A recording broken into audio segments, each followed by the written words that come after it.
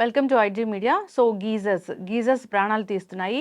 So మొన్నటికి మొన్న సనత్ నగర్లో ముగ్గురు ప్రాణాలు కోల్పోయారు గీజర్ నుంచి వెలువడిన గ్యాస్ వల్ల. అసలు ఎందుకు గీజర్స్ అనేవి బ్లాస్ట్ అవుతాయి? సో ఎలాంటి గీజర్స్ మనం యూజ్ చేయాలి? గీజర్ని వాడేటప్పుడు మనం ఎలాంటి సేఫ్టీ మెజర్స్ అనేవి తీసుకోవాల్సి ఉంటుంది? వివరాలు తెలుసుకుందాం. ఈరోజు మనతో పాటు ఉన్నారు టెక్నికల్ ఎక్స్పర్ట్ సూర్య గారు. సార్ నమస్తే అండి. సార్, ఈ మధ్యకాలంలో చూస్తే గీజర్లే మన ప్రాణాలను తీస్తూ ఉన్నాయి. సో నిజంగా మన ఇంట్లో ఏదైనా మన ప్రాణాలను తీసే ఒక ఆయుధాన్ని పెట్టుకున్నామా అన్నట్లుగా కనిపిస్తూ ఉంది. సో ప్రతి చోట ఎక్కడో ఒక చోట ప్రతిరోజు ఏదో ఒక న్యూస్ వింటూనే ఉన్నాం. గీజర్ నుంచి గ్యాస్ లీక్ అయింది, గీజర్ పేలి చనిపోయారు ఇలాగా. ఏంటి అసలు గీజరు ఎందుకు గ్యాస్ లీక్ అవుతుంది, ఎందుకు పేలిపోతుంది? యాక్చువల్లీ గీజర్ గురించి చెప్పుకోవాలంటే మెయిన్ వచ్చేసరికి అక్కడ వచ్చేసరికి ఉండేది ఎలక్ట్రిసిటీ. ఎలక్ట్రిసిటీ ఏంటంటే మనము ఇంట్లో వాడుతున్న వస్తువుల్లో మొత్తం అన్ని ఎలక్ట్రిసిటీతో వాడడం వల్ల ప్రస్తుతం ఉన్న రోజుల్లో ఇంకా వేరే ఆల్టర్నేట్ లేదు. ఎలక్ట్రిసిటీ వాడడం వల్ల తప్పకుండా మన దీన్ని కూడా హీటింగ్ ఎలిమెంట్ని కూడా మనం దీని ద్వారా వాడాల్సి వస్తుంది. అంటే దానివల్ల ఏమిటంటే ప్రస్తుతం ఉన్న రోజులలో మనం వచ్చేసరికి మామూలుగా స్విచ్చెస్ ఉంటాయి, ఇవన్నీ సేఫ్టీగా వాడుతూ ఉంటాం. ఇవన్నీ కూడా ఇన్సులేటర్స్, అంటే ఇవి దీని ద్వారా కొంచెం షాక్ కొట్టి తీవ్రత తగ్గుద్ది. అంటే షాక్ కొట్టినా కూడా వెంటనే ఎస్కేప్ అయ్యే ఛాన్సెస్ ఉంటాయి. కానీ అంటే గీజర్ ఏంటంటే అది గుడ్ కండక్టర్. మీరు వాటర్లోనే ఎలిమెంట్ ఉంటుంది. ఆ ఎలిమెంట్ ఉండడం వల్ల దానివల్ల ఏ ఇన్సిడెంట్ జరిగినా మీరు దాని నుంచి ఎస్కేప్ అయ్యే ఛాన్సెస్ అన్నది 100% ఉండదు అన్నమాట. దానివల్ల చనిపోయే అవకాశాలు కూడా చాలా ఎక్కువ ఉంటాయి. మిగతా వాటి ద్వారా ఏంటంటే ఒక 10% అయినా ఛాన్స్ ఉంటుంది, దీంట్లో 10% కూడా ఉండదు ఛాన్స్ అండి. ఎస్, గీజర్లో గ్యాస్ లీక్ అవుతుంది అనేది ఎందుకు సార్? ఎలాంటి కండిషన్స్ లో ఉంటుంది గ్యాస్ లీక్ అవడం? అంటే మన గీజర్లో టెంపరేచర్ సెటప్స్ ఉంటాయి. ఆ టెంపరేచర్ సెటప్స్ లో థర్మోస్టాట్ అని ఉంటుంది ఒకటి. అది ఏంటంటే టెంపరేచర్ ఎక్కువైనప్పుడు హీటింగ్ ఎలిమెంట్ ని ఆఫ్ చేస్తూ ఉంటుంది, మళ్ళీ అది ఎప్పుడైతే తక్కువైందో మళ్ళీ ఆన్ చేస్తూ ఉంటుంది. అది ఫెయిల్ అయినప్పుడు ఇది ఓవర్ టెంపరేచర్ బాయిల్ అయిపోతుంది, వాటర్ ప్రెజర్ బిల్డప్ అవుతుంది. దాంట్లో అక్కడ ప్రతి గీజర్కి ప్రెజర్ లీకేజ్ సిస్టమ్ ఉంటుంది అక్కడ. ఆ లీకేజ్ సిస్టమ్ కూడా ఫెయిల్యూర్ అయితే మీకు ఆ ప్రెజర్ ఎక్కువ బిల్డ్ అయ్యి బ్లాస్ట్ అయ్యే అవకాశాలు ఉంటాయి. ఓకే, అంటే మరి 1, 2 అలా ఉంటాయి కదా, దేంట్లో పెడితే సేఫ్ గా ఉంటుంది? మీడియం పెట్టుకుంటే బెటర్. అది కూడా థర్మోస్టాట్ లేనప్పుడు అంటే కనుక ఇంకా ఆటోమేటిక్ గా ఫెయిల్యూర్ జరిగిపోయినట్టు. థర్మోస్టాట్ లో పెడితే థర్మోస్టాట్ అన్నది ఒక హీట్, అది మనకేంటి ఒక సెన్సార్ అనమాట. ఆ సెన్సార్ అంటే ఇప్పుడు మీడియం పెట్టారంటే ఒక 60 degrees అనుకోండి, ఆ 60 degrees వచ్చినప్పుడు కట్ ఆఫ్ చేస్తుంది. మళ్ళీ అది ఎప్పుడైతే డిక్రీజ్ అయిందో అప్పుడు మళ్ళీ ఆన్ చేస్తుంది అనమాట, ఆటో కట్ ఆఫ్ చేస్తుంది అనమాట. అదే థర్మోస్టాట్ ఫెయిల్ అయినప్పుడు దానికి కట్ ఆఫ్ ఉండదు. ఇంకా మీకు కంటిన్యూ బాయిల్ అవడం వల్ల మీరైనా ప్రెషర్ కుక్కర్ ఉంటుంది, ప్రెషర్ కుక్కర్ మీరు ఆన్ చేస్తారు, దానిలో టెంపరేచర్ పెరిగి బిల్డప్ అయ్యే కదా ప్రెషర్ బయటకు వస్తుంది. ఎప్పుడైతే ఆ ప్రెషర్ మీరు కుక్కర్ లోంచి బయటికి రాలేదో అప్పుడు ఆటోమేటిక్ గా ప్రెషర్ కుక్కర్ కూడా బ్లాస్ట్ అవుతుంది. సేమ్ ఇది కూడా అంతే, ఇక్కడ టెంపరేచర్ అయ్యి వాటర్ బాయిల్ ఎవాపరేట్ అయ్యి ఒక ప్రెషర్ బిల్డప్ అవుతుంది. ఆ ప్రెషర్ బిల్డప్ అవడం వల్ల ఏంటంటే అది ఇంకా దాన్ని ఇంకా స్ట్రెంత్ కోల్పోతుంది, ఇంకా బ్లాస్ట్ అవడం జరుగుతుంది. ఈ థర్మోస్టాట్ అన్నారు, ఇది ఎలాంటి సందర్భాల్లో ఫెయిల్ అవుతుంది? చెప్పలేమండి, సెన్సార్ ఎప్పుడైనా ఫెయిల్ అవ్వచ్చు, మీరు కొత్త దాంట్లో కూడా ఫెయిల్ అవ్వచ్చు. చాలా ఇంటర్నేషనల్ బ్రాండ్ కొన్నాము, మా గీజర్ పాడైపోయింది అని చెప్తూ ఉంటారు.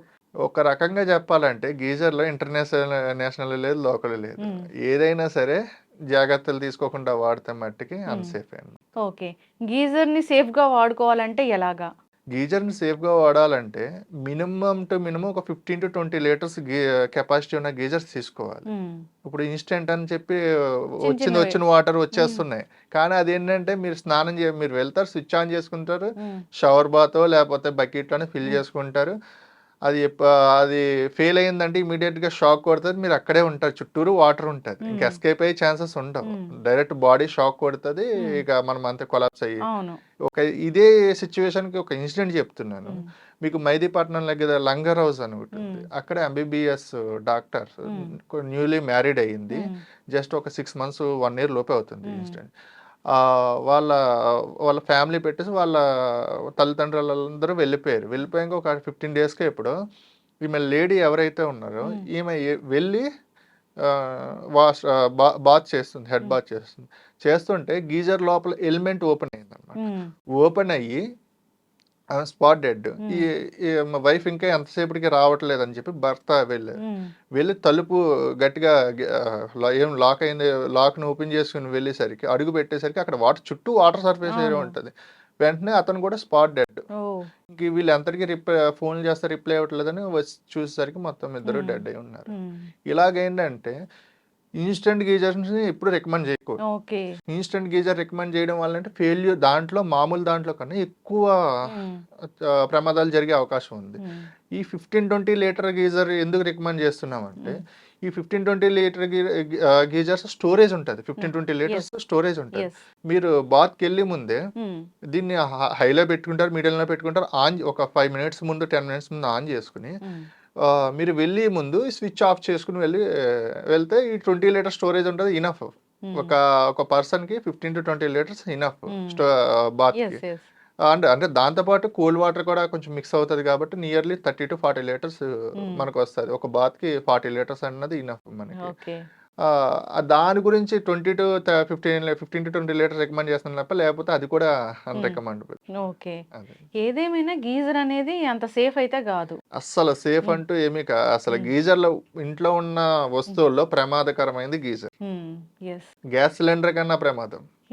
గ్యాస్ సిలిండర్స్ అయినా బర్నింగ్ ఇవన్నీ అవి బయటికి ఎస్కేప్ అవడానికి ఉంటుంది, కానీ ఇది ప్రాణాలే తీసేస్తుంది గీజర్. ఎస్ అండి. సో అయితే గీజర్ ఖచ్చితంగా మస్ట్ అండ్ షుడ్ అయిపోయింది. సో ఈ గీజర్ ని ఎన్నాళ్ళకి ఒకసారి సర్వీసింగ్ చేయిస్తే మంచిది అంటారు? గీజర్ ని సర్వీస్ ఎవ్రీ 6 months కి 1 year ఒకసారి చెక్ చేయించుకుంటే బెటర్. కానీ అది ఎలా ఉంటదంటే అక్కడ ఉన్న వాటర్ బట్టి కూడా ఉంటది. ఏమవుతుంది అంటే ఆ హీటింగ్ రాడ్ కి ఇది వచ్చేసరికి ఒక జంక్ కింద పెట్టేయడం, ఒక శుద్ధ లెవెల్స్ ఎక్కువ అయ్యి ఉంటాయి వాటర్ లో, అవి ఇవి పట్టేయడం, దానివల్ల ఇవి ఖరాబ్ అవ్వడం. ఇలా ఇంకొకటి ఏంటంటే కంపెనీలు మంచి క్వాలిటీ మెటీరియల్ యూజ్ చేయకపోవడం, లేకపోతే ఓవర్ హీట్ ఓవర్ టెంపరేచర్ లో ఇది చేయడం.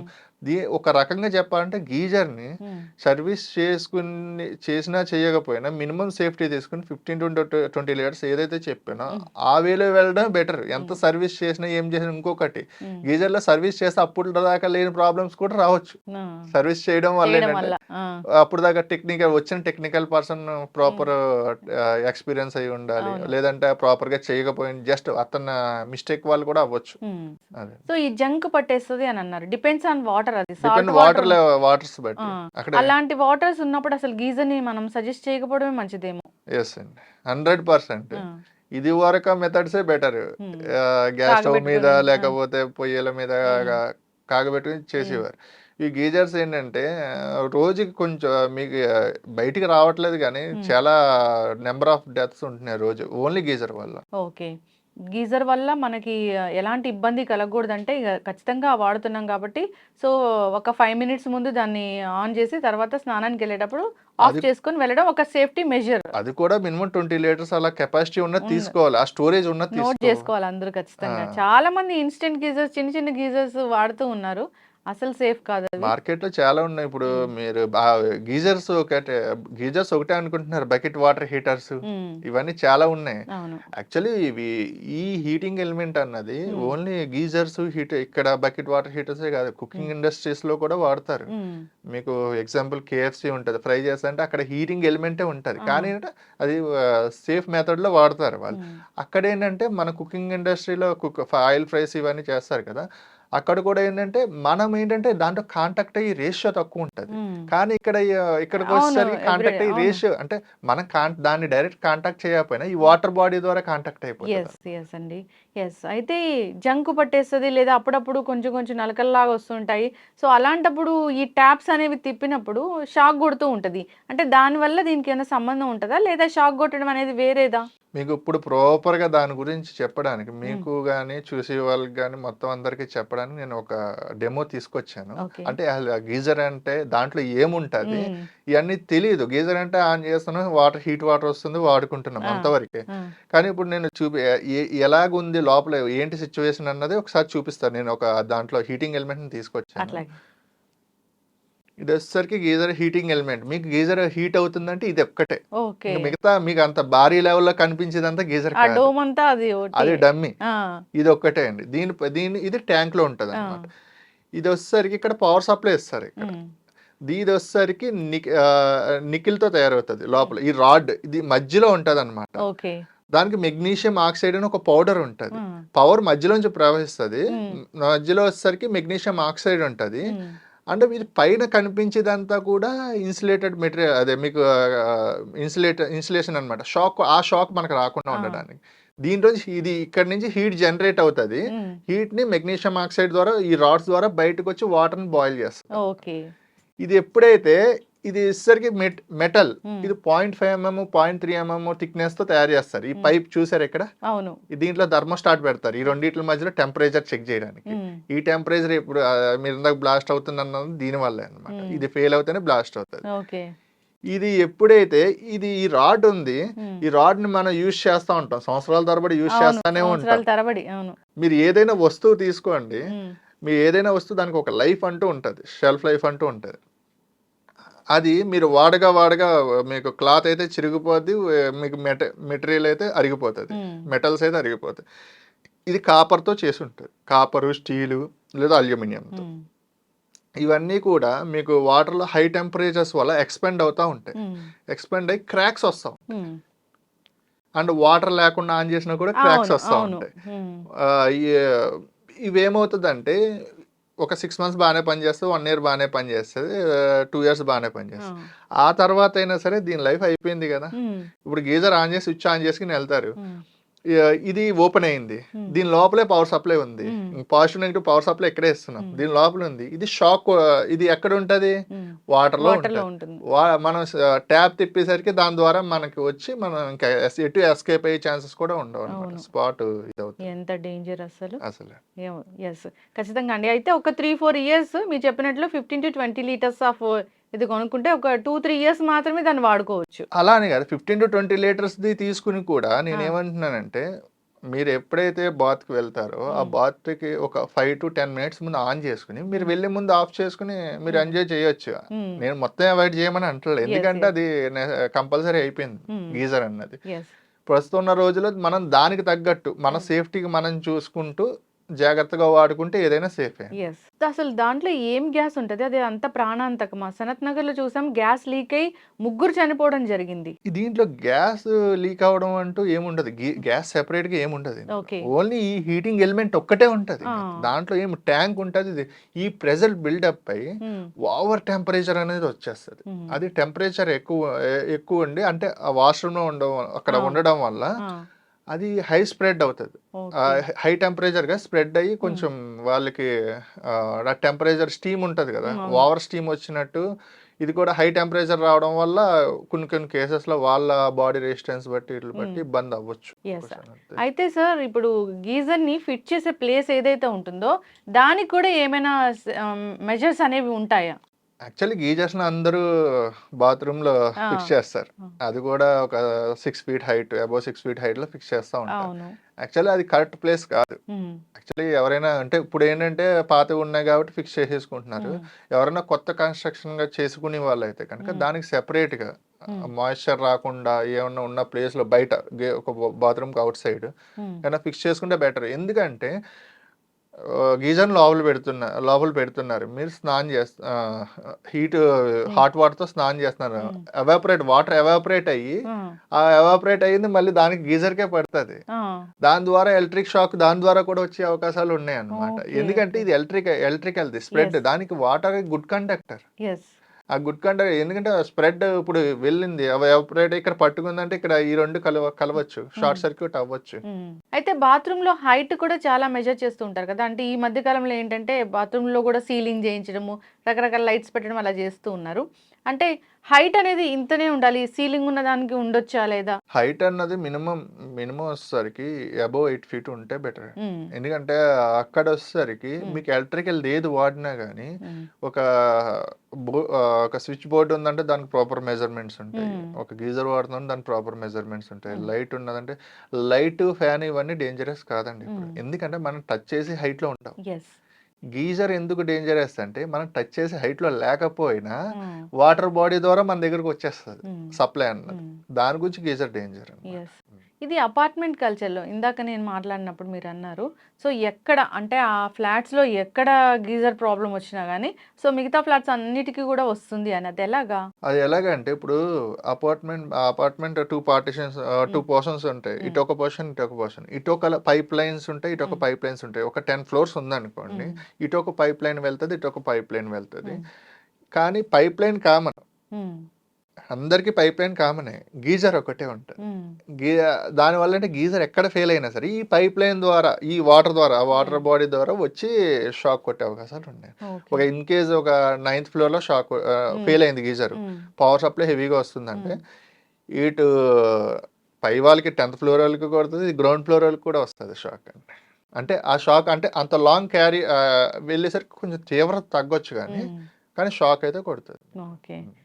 జనరల్‌గా కూడా ట్యాప్స్ షాక్ కొడుతూ ఉంటాయి గదా! సో, అది కూడా ఈ గీజరేనా? వీటి ఇన్సిడెంట్ ఆ! అండి. అండ్ కొంతమంది హ్మ్. ఎర్తింగ్ న్యూట్రల్ ప్లేస్‌లో ఎర్త్ ప్లేస్‌లో న్యూట్రల్ ఇవ్వడం వల్ల కూడా అలాంటి షాకులు కూడా వస్తా ఉంటాయి. ఓకే. హ్మ్. చాలా డేంజరే అయితే. Danger yes. అండి. ఖచ్చితంగా అండి. జాగ్రత్తలు తీసుకోవాలని కోరుకుందాము. హ్మ్. సో, అది మెజర్ ఎలా ఉండాలి? ఇప్పుడు మీరన్నారు గీజర్ బయట కూడా పెట్టొచ్చని. అలాంటి ఆప్షన్ ఉండేలాగా ఇంకా కన్‌స్ట్రక్షన్ అనేది చేసుకోవాలని కోరుకుందామండి. అది చిన్నదండి. హ్మ్. ప్రికాషన్స్ ముందే బిల్డింగ్ కన్‌స్ట్రక్షన్ చేసినప్పుడే తీసుకుంటే బెటరు. ఇంక అవును. పాతగా ఉన్న వాళ్ళైతే ఇంకేం చేయలేరు. ఉన్నదాన్ని యూటిలైజ్ చేసి హ్మ్. సేఫ్‌గా వాడుకోవడమే. కొత్త ఆఫ్ వాళ్ళు చేసి మట్టికి కొన్ని హ్మ్. జాగ్రత్తలు తీసుకొని దానికంటూ ఒక ప్రాపర్‌గా హ్మ్. డెడికేట్‌గా ప్లేస్ కేటాయించుకుంటే బెటర్ హ్మ్. అండి. మనం ప్లగ్ అనేది పెట్టి ఉంచుతాం గదా! అలా ఉంచొచ్చా? ఉంచొచ్చా అంటే కొన్ని సిట్యుయేషన్స్‌లో అక్కడ ఏంటంటే వైరింగ్ ఇష్యూస్ ఉంటే ఉంచకూడదు. హ్మ్. నార్మల్‌గా అయితే గనుక కామన్‌గా అందరి దగ్గర పెట్టే ఉంటది. అవును.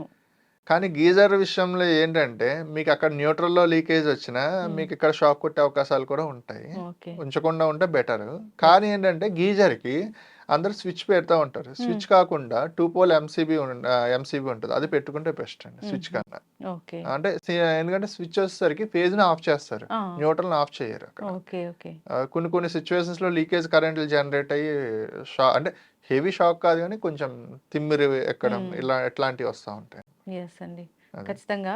సో, దీనికి స్టెబిలైజర్స్ అలాంటివి ఏమి ఉండవు కదా! సో, ఎప్పుడైనా పవర్ ఎక్కువొచ్చినప్పుడు అదేమైనా జరగడం అట్లా ఏమైనా ఉంటుందా? ఒక్కోసారి ఫ్లక్చుయేట్ అవుతా ఉంటుంది గదా! దీనికొచ్చేసరికి ఒకటేనండి. హ్మ్. ఏమున్నా గాని సేఫ్టీయే ముఖ్యం హ్మ్. గీజర్ విషయంలో. మనమేంటంటే సేఫ్టీ తీసుకోండి ఏదో కాపాడదన్నది కాదు. హ్మ్. మన జాగ్రత్తలో మనం ఉండడం ముఖ్యం యెస్. అంతే. ఖచ్చితంగా అండి. హ్మ్. సో, ముందు ముందు ఈ ఎలక్ట్రికల్ అండ్ ఎలక్ట్రానిక్స్ గురించి మరిన్ని వీడియోస్ అయితే చేద్దాము. అవేర్‌నెస్ అయితే కల్పిద్దాము ప్రజలకి. చక్కటి ఇన్ఫర్మేషన్ అండి.